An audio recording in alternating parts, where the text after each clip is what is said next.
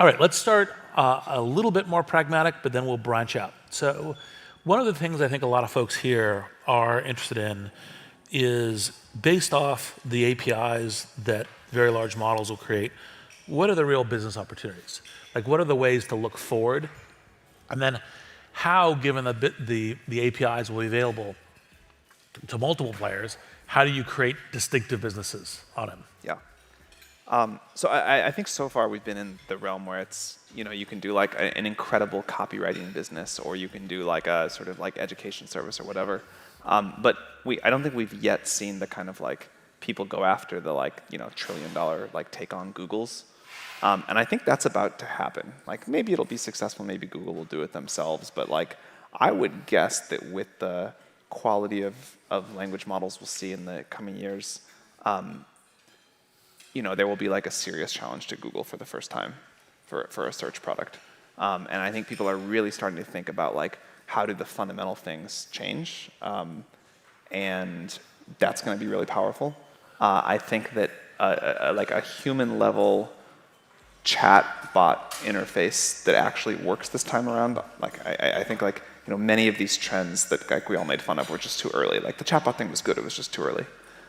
Now it can work, and I think having like new medical services that are done through that, where you get great advice, or new education services, like these are going to be very large companies. I think we'll get multimodal models in not that much longer, and that'll open up new things. I think people are doing amazing work with sort of agents that can use computers to do things for you, use programs, and this idea of like a language interface, where you say in natural language what you want in this kind of like dialogue back and forth. You can iterate and refine it, and the computer just does it for you.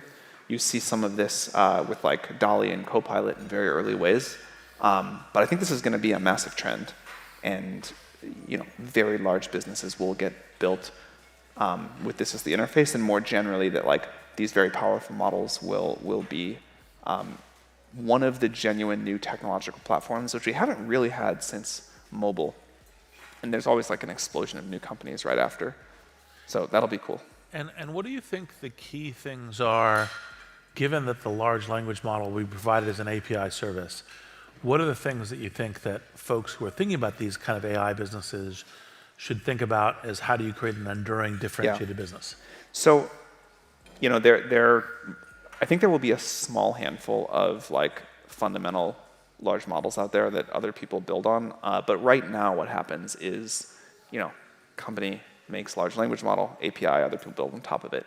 And I think there will be a middle layer that becomes really important, where I'm like skeptical of all of the startups that are trying to sort of train their own models. I don't think that's going to keep going. But what I think will happen is there will be a whole new set of startups that take an existing very large model of the future and tune it, which is not just fine-tuning, like all of the things you can do. I think there will be a lot of access provided to create the model for medicine, or using a computer, or like the kind of like friend, or whatever.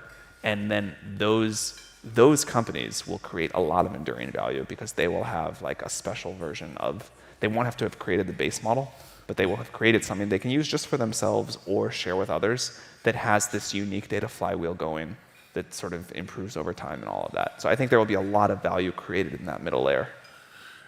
And what do you think some of the most surprising ones will be? It's a little bit like, for example, a surprise from a couple of years ago, and we talked a little bit to Kevin Scott about this morning as we opened up, which is train on the internet, do code, right? So what do you think some of the surprises will be of, you didn't realize it reached that far?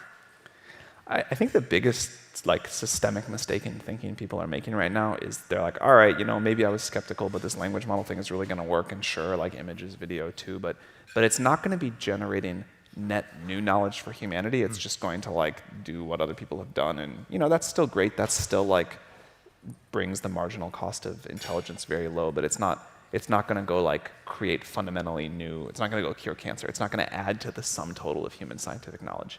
And that is what I think will turn out to be wrong, that most surprises the current experts in the field. Yep.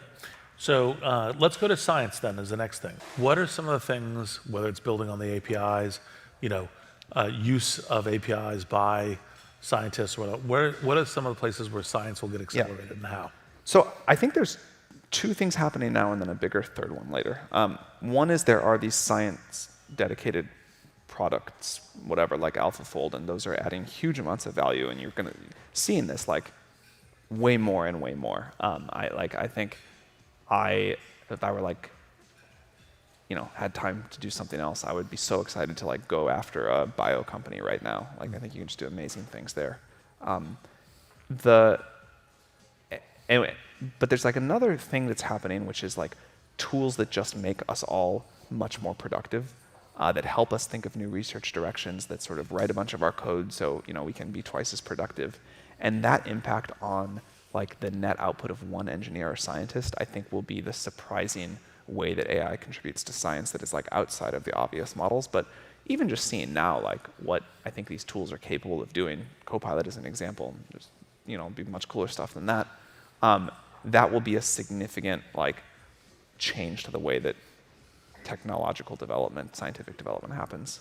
But then, so those are the two that I think are like huge now and lead to like just an acceleration of progress. But then the big thing that I think people are starting to explore is, I hesitate to use this word because I think there's one way it's used which is fine and one that is more scary, but like AI that can start to be like an AI scientist and self-improve. And so can we automate our own jobs as AI developers the very first thing we do? Can that help us like solve the really hard alignment problems that we don't know how to solve? Like that, honestly, I think is how it's going to happen. The scary version of self-improvement, like the one from the science fiction books, is like, editing your own code and changing your optimization algorithm and whatever else. But there's a less scary version of self-improvement, which is like kind of what humans do, which is if we try to go off and like discover new science, that's like we come up with explanations, we test them, we think, like whatever process we do that is like special to humans. Teaching AI to do that, I'm very excited to see what that does for the total. Like, I'm a big believer that the only real driver of human progress and economic growth over the long term is the structure, the societal structure that enables scientific progress, and then scientific progress itself. And I think we're going to make a lot more of that. Well, especially science that's deployed in technology. Say a little bit about I think probably most people understand what the alignment problem is, but it's probably worth 4 sentences on the alignment problem. Yeah, so the alignment problem is like, we're going to make this incredibly powerful system and like be really bad if it doesn't do what we want, or if it sort of has goals that are either in conflict with ours, in many sci-fi movies about what happens there, or goals where it just like doesn't care about us that much. And so the alignment problem is how do we build AGI that does what is in the best interest of humanity? How do we make sure that humanity gets to determine the future of humanity? And how do we avoid both like accidental misuse, like where something goes wrong that we didn't intend, intentional misuse where like a bad person is like using an AGI for great harm, even if that's what the person wants, and then the kind of like inner alignment problems where like what if this thing just becomes a creature that views us as a threat? The way that I think the self-improving systems help us is not necessarily by the nature of self-improving, but like we have some ideas about how to solve the alignment problem at small scale. And we've been able to align OpenAI's biggest models better than we thought we would at this point, so that's good. We have some ideas about what to do next, but we cannot honestly like look anyone in the eye and say, we see out 100 years how we're going to solve this problem. But once the AI is good enough that we can ask it to like, hey, can you help us do alignment research? I think that's going to be a new tool in the toolbox. Yeah, like for example, one of the conversations you and I had is, could we tell the agent, don't be racist, right? And yeah. As opposed to trying to figure out all the different things where the weird correlative data that exists on all of the training set and everything else may lead to racist outcomes, it could actually, in fact, do a self-cleansing. Totally. Once the model gets smart enough that that it really understands what racism looks like and how complex that is, you can say, don't be racist. Yeah, exactly. What do you think are the kind of moonshots that in terms of evolution of the next couple years that people should be looking out for? In terms of like evolution of where AI will go? Yeah.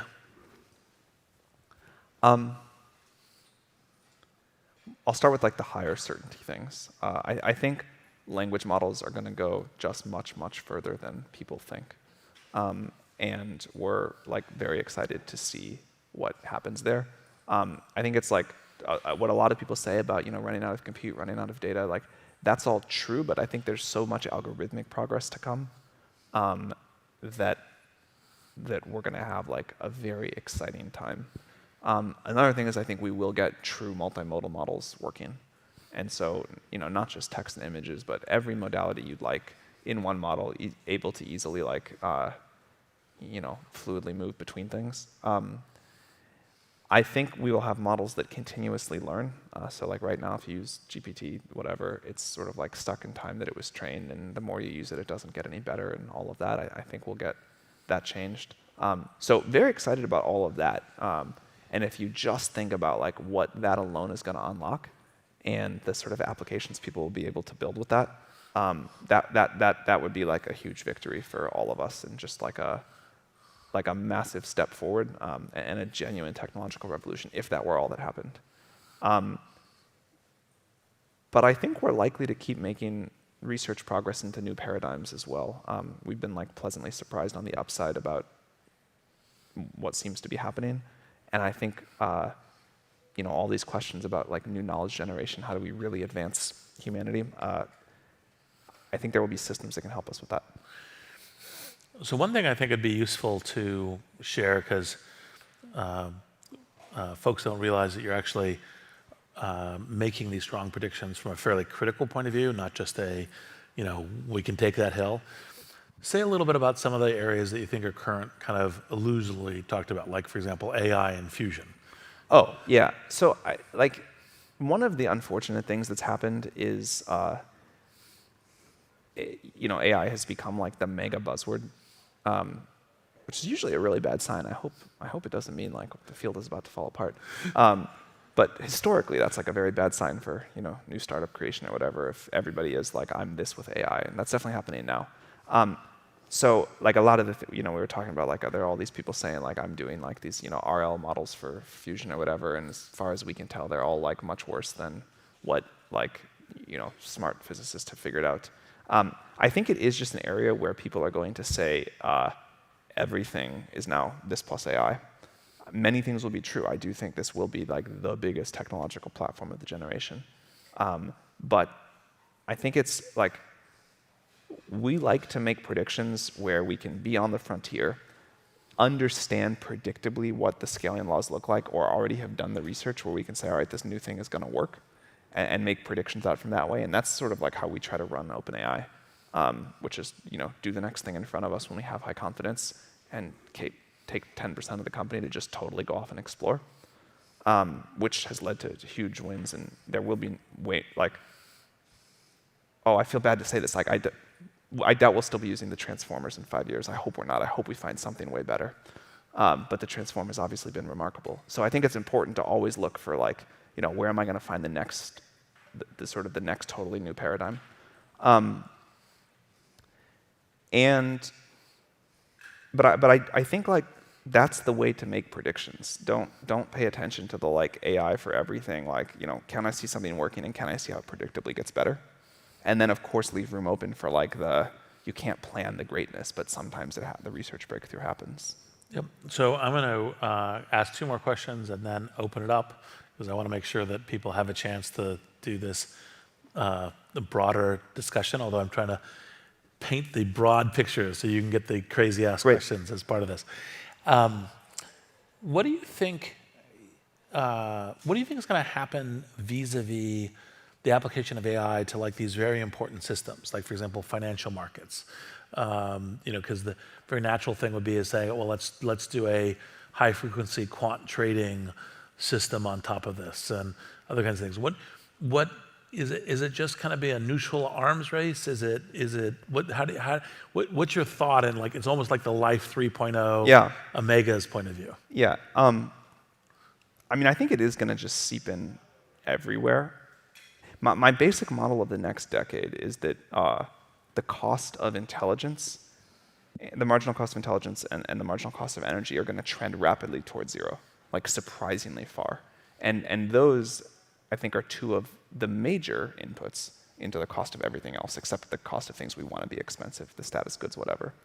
And I think you have to assume that's going to touch almost everything, because these like seismic shifts that happen when like the whole cost structure of society changes, which happened many times before, like the temptation is always to underestimate those.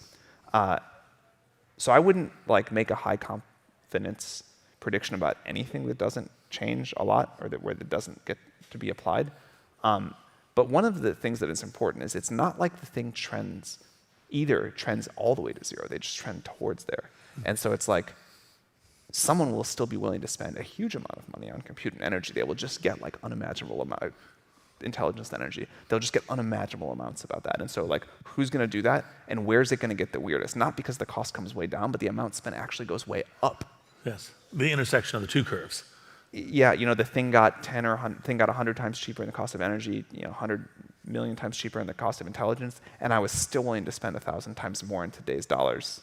Like, what happens then? Yep. And then last of the buzzword bingo part of the future questions, metaverse and AI. What do you see coming in this? I think they're like both independently cool things. It's not like totally clear to me. Yeah. Other than like how AI will impact all computing. Yeah. Well, obviously computing, simulation environments, agents, possibly entertainment, certainly education, right? Like an AI tutor and so forth. Those would be baseline. But the question is there anything that's occurred to you that's? I would bet that the metaverse turns out, in the upside case, which I think has a reasonable chance of happening, in the upside case, the metaverse turns out to be more like something on the order of the iPhone, like a new container for software, and a new computer interaction thing. And AI turns out to be something on the order of like a legitimate technological revolution. And so I think it's more like how the metaverse is going to fit into this like new world of AI than AI fit into the metaverse. But low confidence. But TBD. All right. Questions? Hey there. How do you see technologies, foundational technologies like GPT-3 affecting the pace of life science research specifically? You can group in medical research there and sort of just quickening the iteration cycles. And then what do you see as the rate limiter in life science research and sort of where we won't be able to get past because they're just like laws of nature or something like that?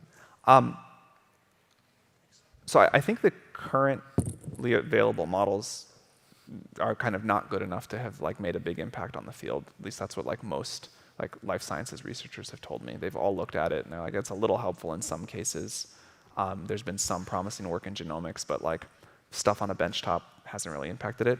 I think that's going to change, and I think this is one of these areas where there will be these like new $100 billion to $1 trillion companies started, and those areas are rare. But like when you can really change the way that, if you can really make like a future of pharma company that is just hundreds of times better than what's out there today, that's going to be really different. As you mentioned, there still will be like the rate limit of like bio has to run at its own thing, and human trials take however long they take, and so I think an interesting cut of this is like, where can you avoid that? Like where are the synthetic bio companies that I've seen that have been most interesting are the ones that find a way to like make the cycle time super fast. And that benefits like an AI that's giving you a lot of good ideas, but you've still got to test them, which is where things are right now. I'm a huge believer for startups that like the thing you want is low costs and fast cycle times. And if you have those, you can then compete as a startup against the big incumbents. And so like I wouldn't go pick like cardiac disease as my first thing to go after right now with like this kind of new kind of company. But using bio to manufacture something, that sounds great. I think the other thing is the simulators are still so bad. And if I were a bio meets AI startup, I would certainly try to work on that somehow. When do you think the AI tech will help create itself? Oh, it's almost like the self-improvement. will help make the simulator significantly better? People are working on that now. I don't know quite how it's going, but there's very smart people are very optimistic about that. Yep. Other questions? And I can keep going on questions. I just want to make sure you guys had a chance of this. Here, yes, great. Mike is coming.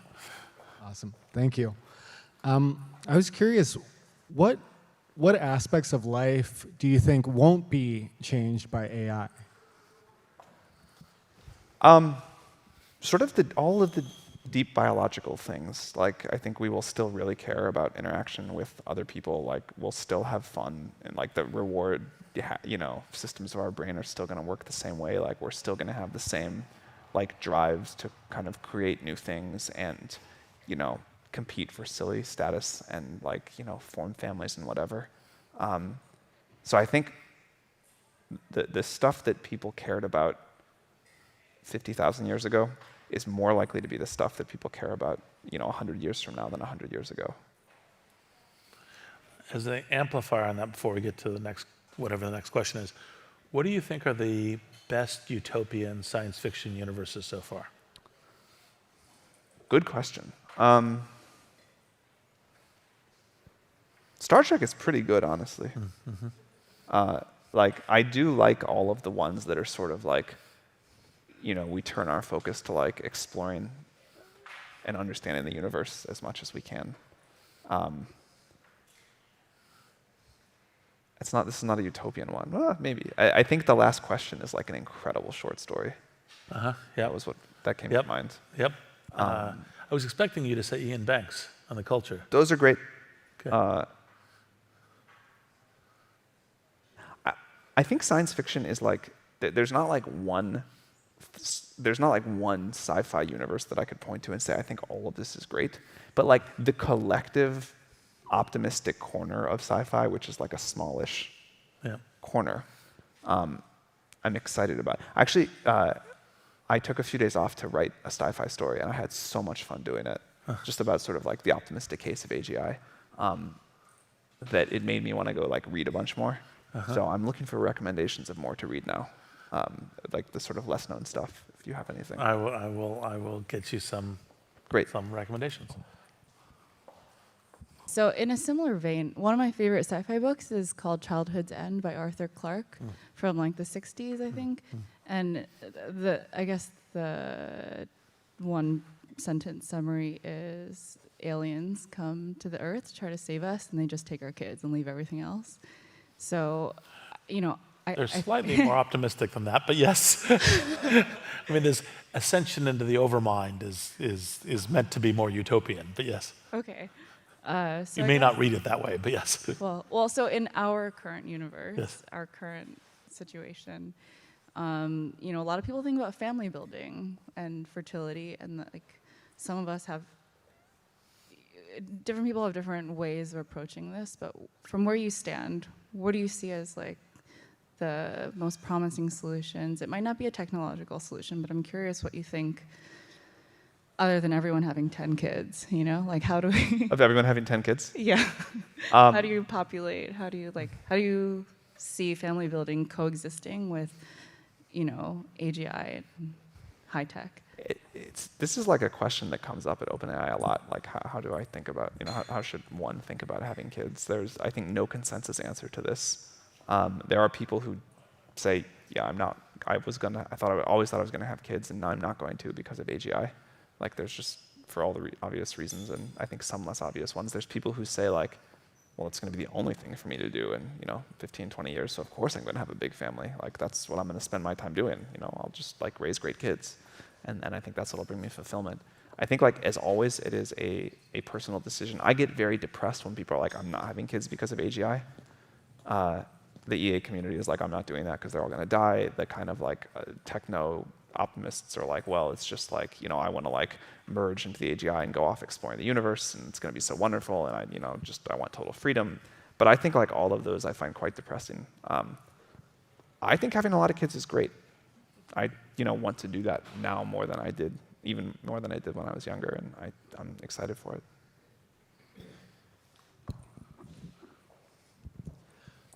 what do you think will be the way that most users interact with foundation models in 5 years? Do you think there'll be a number of verticalized AI startups that essentially have adapted and fine-tuned foundation models to an industry? Or do you think prompt engineering will be something many organizations have as an in-house function? I don't think we'll still be doing prompt engineering in 5 years. I think it'll just be like and this will be integrated everywhere, but you will just like, either with text or voice, depending on the context, you will just like interface in language and get the computer to do whatever you want.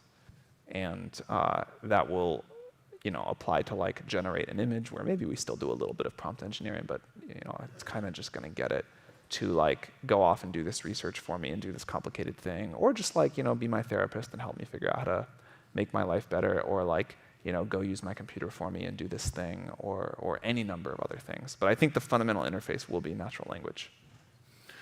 Let me actually push on that a little bit before we get to the next question, which is, to some degree, just like we have a wide range of human talents right now, and taking a look, for example, at DALL-E, when you have like a great visual thinker, they can get a lot more out of DALL-E because they know how to think more, they know how to iterate the loop through the test. Don't you think that will be a general truth about most of these things? So it isn't that while it'll be natural language is the way you're doing it, there will be like almost an evolving set of human talents about going that extra mile. 100%. I just hope it's not like figuring out how to like hack the prompt by adding one magic word to the end that like changes everything else. I like what will matter is like the quality of ideas and the understanding of what you want. So the artist will still do the best with image generation, but not because they figured out to like add this one magic word at the end of it, because they were just able to like articulate it with a creative eye that I don't have certainly. And what they have is a vision, and kind of how they're visual thinking and iterating through it. Yeah. No, and obviously it'll be that word or prompt now, but it'll iterate to better.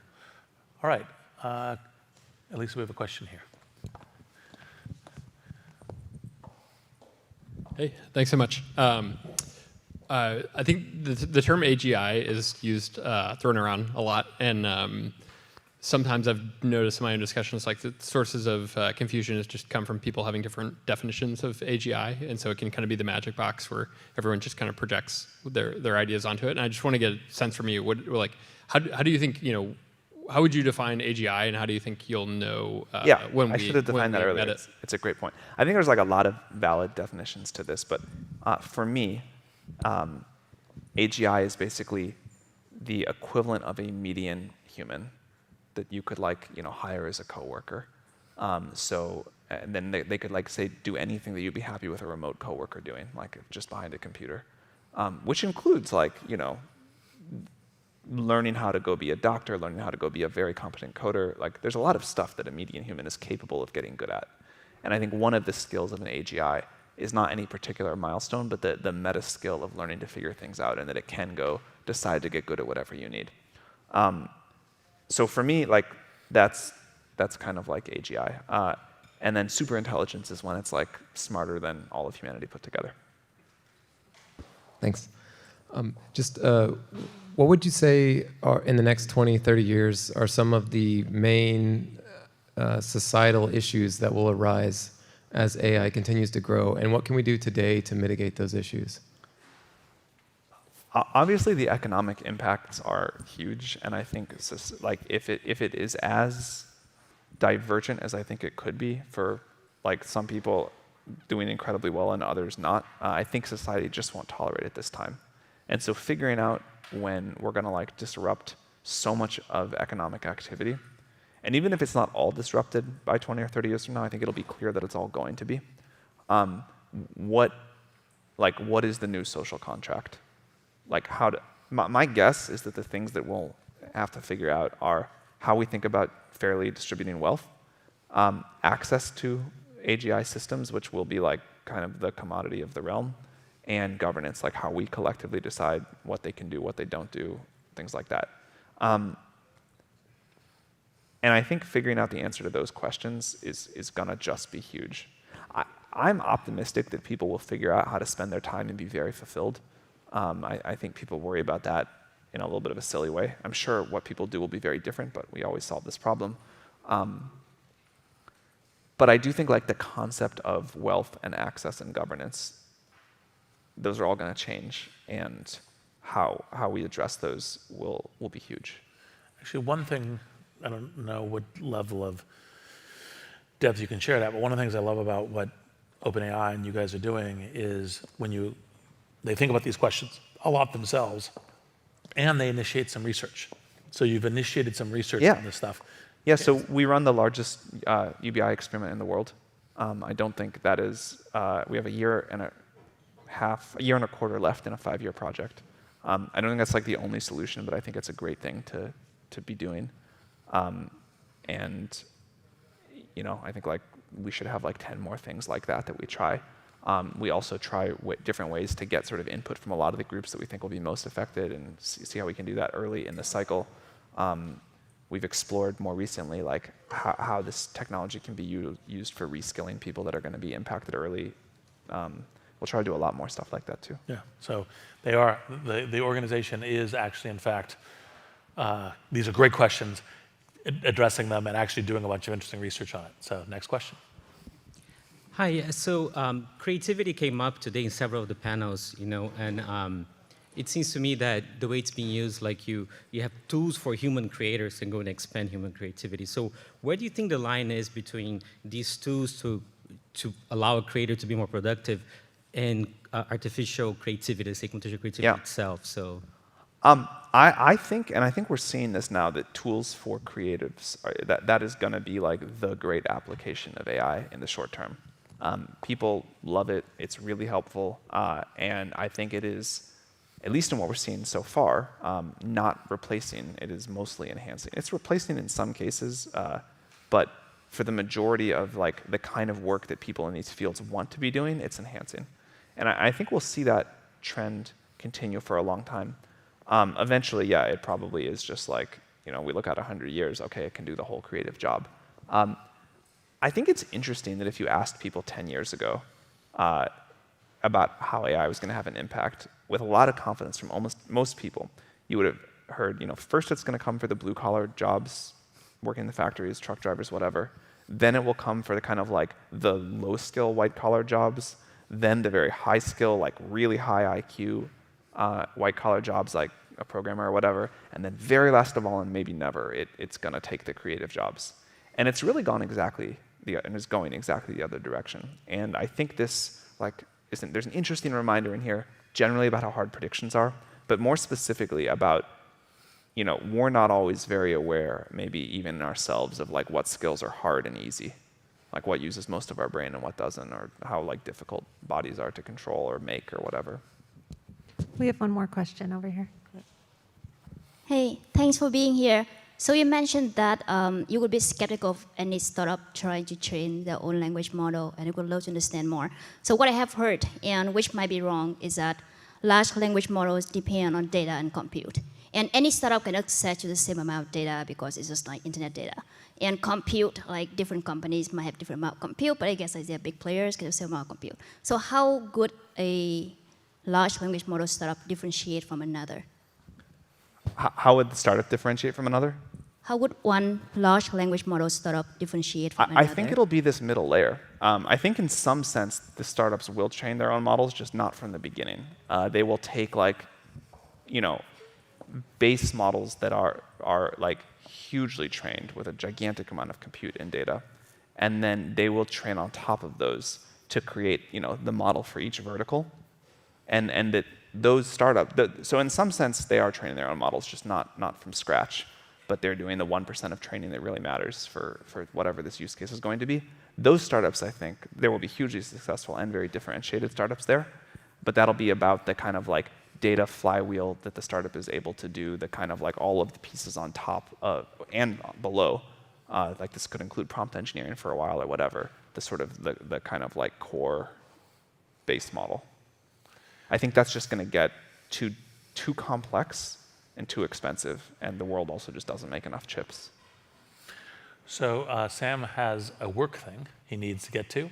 And as you probably can tell with the very far-ranging thing, Sam always expands my boundaries, and a little bit unlike the when you're feeling depressed, whether it's kids and anything else, You're the person I always turn to for I optimism. appreciate that. Yes. So anyway, I think like no one knows.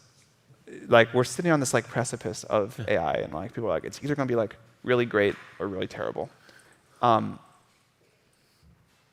You may as well like you gotta like plan for the worst. You certainly like it's not a strategy to say it's all going to be okay, but you may as well like emotionally feel like we're going to get to the great future and then work as hard as you can to get there and play for it, rather than like act from this place of like fear and despair all the time. Because if we acted from a place of fear and paranoia, we would not be where we are today. So let's thank Sam for spending dinner with us. Thank you.